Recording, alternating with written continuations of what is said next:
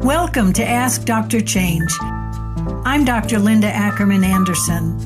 I'm happy to have you join me today to explore how to seriously uplevel your leadership and consulting to transformational changes, all through conscious change leadership. Today's episode is about clarifying your role and your style for change consultants and coaches.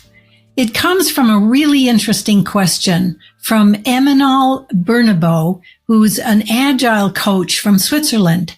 Here is Eminal's question. As a coach, I always try to bring people to their own ideas. I mean that I do not tell them what to do, and rather make them think so that they take their own conclusions. However, what I often see is that many people have very low knowledge, especially when it comes to organizational structures and culture. So how can I bring people closer to the change they need when these people do not know much about the topic, and achieve this without biasing them with my own ideas? I talked with Eminal about the question. I wanted to explore a little bit more about what was underneath it. And what came out of that was, I think, a fascinating topic for us to talk about today. That's not as much about the content of how to achieve results from change, but how we go about influencing the people who actually are making the change, planning, designing, and implementing it. Because Eminal is in a coach position to be able to support those people to do the right thing for their projects. So it's more about how we interface with people. No matter what your role, coach, consultant, and I'll go into a little bit more about each of those, our whole purpose, a whole context, is helping people see what they don't already see. That's the key to being a successful influencer of leaders and project teams and project managers, change managers who are supporting projects to be successful. Now, if you're a coach, there are many, many approaches to coaching. So a number of us, myself included, have gone through a coaching training and learned a specific protocol, specific ways in which it's quote unquote best to be the best kind of coach possible. So that's classic coaching, supporting leaders to address, or people to address, their mindset, their emotional reactions, their relationships, their interactions with others, how they show up. All of that is classic executive or leadership coaching. What I want to say about coaching, and clearly which is evident in Eminal's question, one size does not fit all. So when the people you're supporting don't know how to think through, how to come up with their own solutions, what's the best way of influencing them? So I want to reference, kind of as an analogy, those of you that are familiar with situational leadership. Paul Hershey and Ken Blanchard supported the execution of and demonstration of situational leadership, which is all about tailor your work, your style, your influence to the level of maturity of the people that you're working with. This is exactly true of coaching and consulting, but we're focusing first on coaching. So if your people don't have enough content to reveal what they think is best around a change effort, then standard coaching without offering any content, it actually doesn't support them to be successful.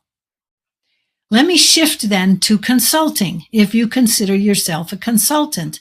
There are 4 different styles of consulting in relation to change that I want to address.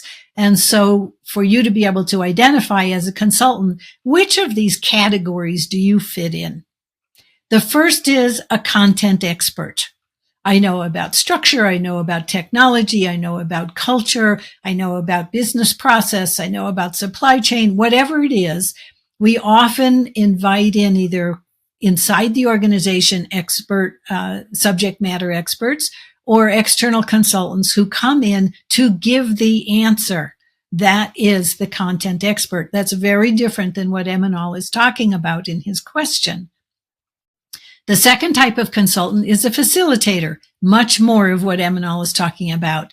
That is about asking questions, guiding the conversation so people can discover the best way of moving forward or seeing what they don't already see.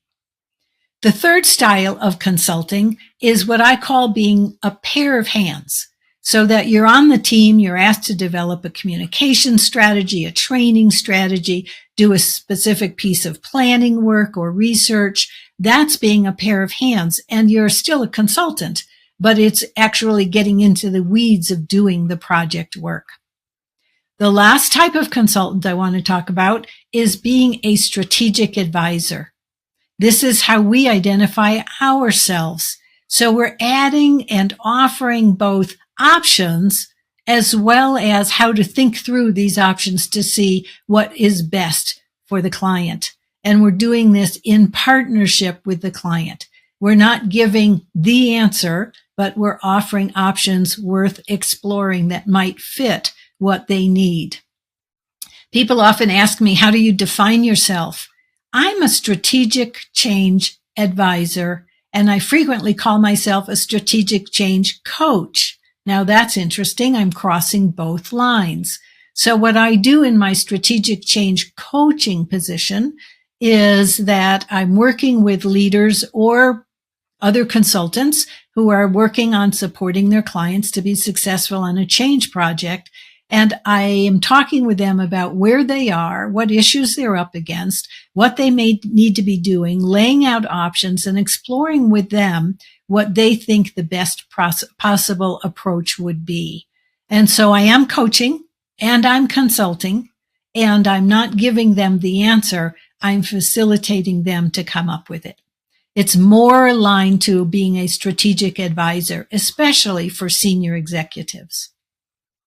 Now, what's important about whether or not you're a coach or a consultant is that change typically calls for consulting. So we're there to really support people to figure out not so much the answer that we have to give them, but asking questions to support them to figure out what they need to do differently. So I want to offer a very important approach, a very important strategy that we use that I want to share with you today to help you become more of a strategic advisor and more of a facilitative change strategy coach. We call this approach questions that educate.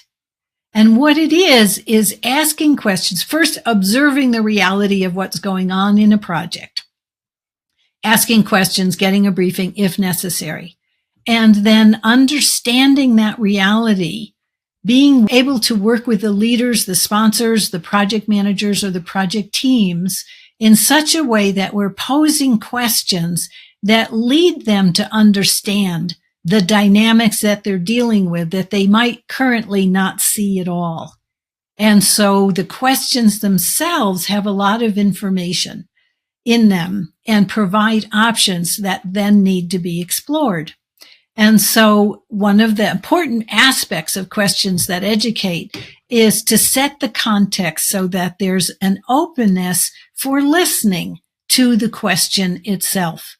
And I want to share a variety of topics that you may be asking questions that educate about. So perhaps it's about the people involved in the change, your stakeholders, how to engage them, communications. Perhaps it's about pacing, timing, speed, timetable. Maybe it's about governance and decision-making, change leadership roles, who's in what role, what are they asked to do, who has authority to make what decision, or if decisions aren't being made at all, how to deal with that. Perhaps it's about the contrast between solution design, getting the right design, and being able to implement it in a way the organization can actually succeed. Maybe it's about capacity, which is one of the most active issues that we have about what gets in the way of good change. So maybe people don't have the time. Maybe people aren't showing up. Maybe people don't have the ability to deliver in their change role. Perhaps you can ask questions about the degree of commitment and alignment the leaders have or stakeholders have, or what's happening around stakeholder resistance. So many large-scale change efforts have many sub-projects, and oftentimes they compete. So one of the topics you may be thinking about is how to integrate, how to support and align and coordinate the many different initiatives that are happening within a portfolio. Maybe you're asking questions about the role of sponsor, the role of change leader, the role of the project team. Perhaps it's about the ability to course correct. You see something needs to be different, and there's no mechanism for how to make a shift in process or strategy or outcome. Maybe you'll be asking about the use of external consultants, especially since we see often that external consultants come in with their answer, their proof, and aren't necessarily in alignment with what the organization actually needs. And maybe it's about political challenges that are inhibiting the change effort going forward. I've given you a raft of topics potentially to ask questions about. You can add to this list. I want to read to you a couple of examples of the kinds of questions that educate. Again, I mentioned it's important to set the context for a leader to listen. So frequently leaders don't like to be surprised. They don't like to feel like they're not on top of the situation. And so how you set up questions that educate is really important to improve their openness and their willingness to engage. So a couple questions to give you some examples. In the stakeholder engagement topic, so this is me asking a leader, how would you respond if the solution the content consultants propose triggers negative reactions in the very stakeholders we need to adopt and sustain the changes for us to be successful? What's embedded in there is information about we have a solution. It may trigger negative reactions. Perhaps it already is. And those reactions aren't being dealt with. And so that question gives enough information to raise the issue of how do we deal with stakeholder engagement and resistance in a way that we can still get the solution, but we're working with our stakeholders, not against them. Another example having to do with speed. So setup. As you know, that's a setup. As you know, most people think schedule is king around here. How do we go about making sure we're planning enough time for the right solution to be designed and adopted? How can we influence how the timetable is determined in the first place so that it's realistic to what the change really requires? Again, there's a lot of information in there. We're describing true dynamics that the leader may be completely ignorant about, but it sets up the conversation that's going to be needed in order to figure out how to proceed. One more example about sub-initiative integration. There are so many change efforts happening independently in our organization. I fear they're going to compete for time and attention, let alone resources and capacity. Are you seeing the same thing? Do you see it any differently? What do you think of us designing a way for the project leaders to get together and coordinate their work in advance of execution? Maybe coordinate their sequence, their pace, to do work in parallel to optimize time and money. These are all possible benefits of them working together instead of against each other. Would you support greater project integration if we can figure out how to accomplish this? So, and then asking, or do you have other ideas? So these are all examples of asking questions about a topic area that provides enough information for the leader to see the real issue that's going on and then be willing to explore it and come up with strategies to address it or minimize it. What it requires of us then is to actively listen to what the change leaders are, how they're responding to our questions, and then perhaps deepen with more questions so that they can understand more of the options they have. I always go prepared with options for remedying the issues that are at hand. So this is a great one. In Eminal's question, what he's actually asking for is how to work with these people to give them enough information to know what to explore. And his concern about bias, if it's done constructively, if it's done with open-ended, these are possibilities, let's explore the pros and cons of each, then he's becoming less of a pure coach and more of a change strategy consultant. So then what's really needed here is, following questions that educate, is then tailoring the work. And tailoring our interaction with our clients so that our conversation fits their reality. It's not one size fits all. It has to be tailored. Our intent, again, is to expand their seeing of what's needed, to shed light on the dynamics that are realistically happening, and hopefully enough in advance so that we can do something proactively about them. And we're always providing options to explore. That's what's essential here. So, clarifying your role: coach, consultant, what type of consultant, what style you're using. Really important to understand so you can see how best to interact with, to show up with, and to provide the greatest amount of service to the people that you are serving. Now, I want to share with you my pro tip, which is a reinforcement of asking questions that educate. It's just an incredibly powerful way of partnering, interacting with all levels of leadership, especially your sponsors and project leaders. So I would ask you, what topics are you seeing in the change efforts that you're consulting to? So what topic would you be shaping a question about? Make a list. Then how could you frame the context setter? You may already have thought about this, or as you know, or what we're seeing. And so context setters to open the positive, constructive space to entertain the content of the question, providing enough information so that they can see the drama, so to speak, that's taking place in the project's work. I want to encourage you again in doing this exercise to practice staying in the inquiry. If we're too quick to have the answer, we want to be the hero solving the problem, then we're inhibiting the facilitation of the client's ability to learn. If we're in a position of supporting our clients to learn from their experience, we need to support the transfer of our knowledge to them. This is a really important part of questions that educate and an important part of the style of consulting that we choose. If we're doing it for them, we want to be the hero. That's one thing.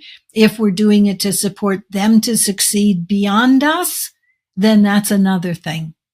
And so my bias always is supporting the client to get smarter every interaction that we have.